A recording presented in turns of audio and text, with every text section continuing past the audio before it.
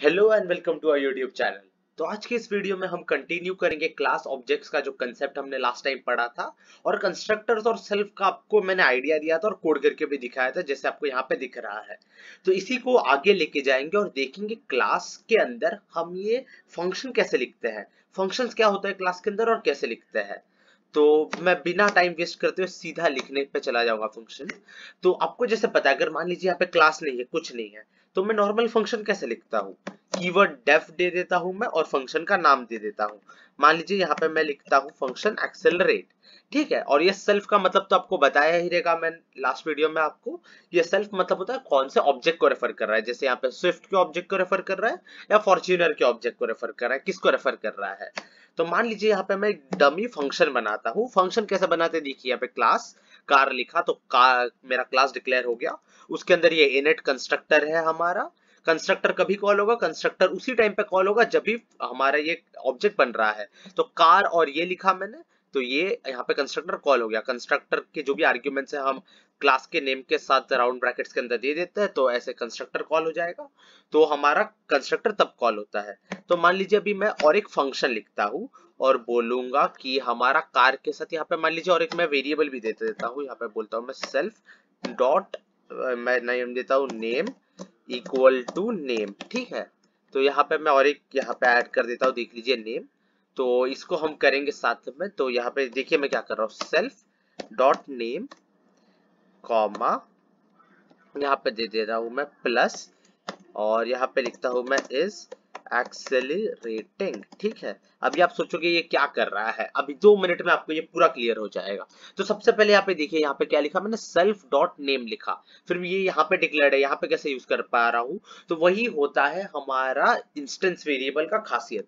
Instance variable, हाँ मैं last time अगर नहीं बोला हूँ, भूल गया हूँ, तो ये जो रहता है सेल्फ डॉट वेरिएबल का नाम, self dot engine, self dot torque, ये सब क्या है, इनको हम बोलते हैं इंस्टेंस वेरिएबल। इंस्टेंस होता है हमारा ऑब्जेक्ट, जैसे लास्ट टाइम मैंने एक्सप्लेन किया था। स्विफ्ट और फॉर्च्यूनर क्या है, they are instances of our class.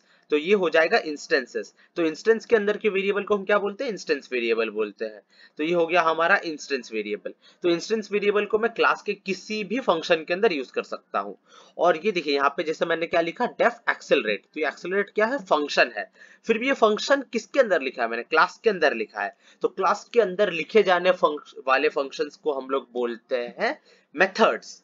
तो ये डेफ एक्सेलरेट क्या है, ये मेथड है। मेथड क्यों बोल रहा हूं इसको मैं, क्योंकि ये क्लास के अंदर डिफाइंड है, बस उतना ही है।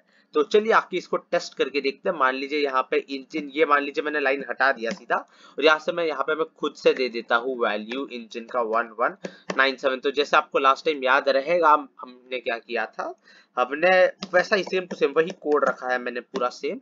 तो देख लीजिए यहाँ पे क्या किया है, ऑब्जेक्ट डिक्लेयर किया है मैंने क्लास कार का, और अभी सिर्फ मैं नेम दे रहा हूँ क्योंकि वो नया इंस्टेंस, वो नया मैंने एट्रीब्यूट ऐड किया है। तो अभी इसको मैं नाम दे देता हूँ फॉर्च्यूनर, ठीक है।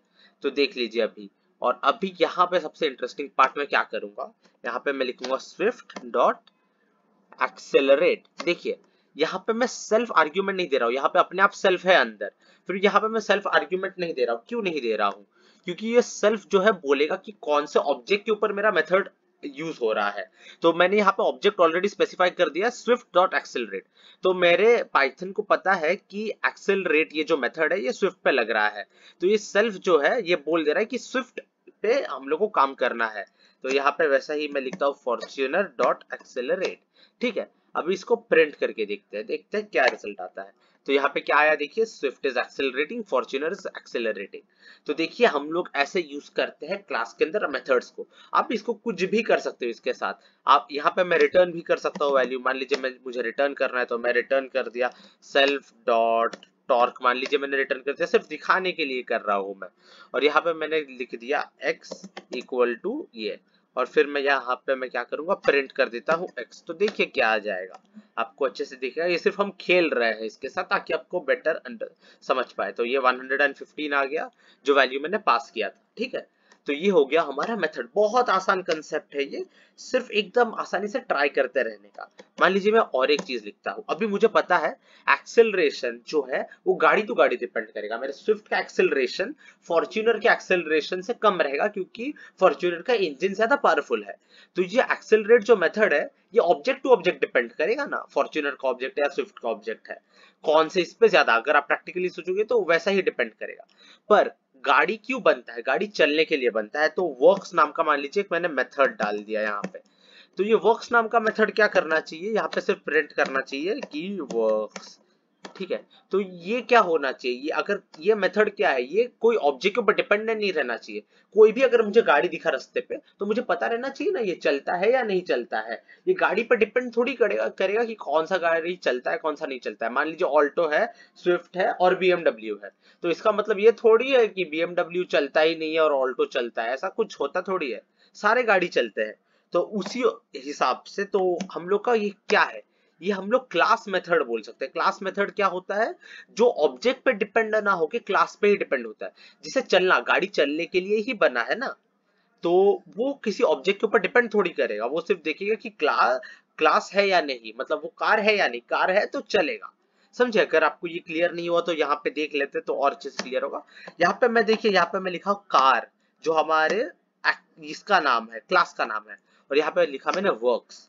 और अभी मैं करूंगा इसको, तो देखिए यहाँ पे वर्क्स आ गया। तो ये जो यहाँ पे @क्लास मेथड है, ये कुछ नहीं है, इसको हम बोलते हैं डेकोरेटर। डेकोरेटर क्या है, डेकोरेटर बोलता है, यहाँ पे सिर्फ डेकोरेटर बोल रहा है कि ये हमारा क्लास मेथड है। क्लास मेथड क्या होता है, ऑब्जेक्ट के ऊपर डिपेंड ना करते हुए वो सीधा क्लास पे ही मेथड अप्लाई कर देता है। जैसे मान लीजिए यहाँ पे एक्सेलरेट है, ये एक्सेलरेट किस पे डिपेंड कर रहा है, ये एक्सेलरेट में एक ऑब्जेक्ट के ऊपर लगा रहा हूँ। देखिए ये स्विफ्ट ऑब्जेक्ट है, तो ये ऑब्जेक्ट के ऊपर लगा रहा हूँ। फिर भी ये जो है मैं क्लास मेथड जो है हमारा, ये क्लास के ऊपर लगाते हैं हम लोग, समझे? तो यही डिफरेंस होता है हमारे क्लास मेथड में और नॉर्मल मेथड में। तो होपफुली आपको मेथड के बारे में इस वीडियो के थ्रू समझा होगा। इस कोड को आप खुद लिख के ट्राई कीजिए, कोई भी डाउट आया कमेंट्स पे डालिए, हम आपको हेल्प करेंगे श्योर। तो आपको ये वीडियो पसंद आए तो लाइक कीजिए, कमेंट कीजिए, अपने दोस्तों के साथ शेयर कीजिए, उनको भी उसका कंसेप्ट पूरा पढ़ा दीजिए, और हमारे चैनल को सब्सक्राइब करना मत भूलिएगा। Thank you.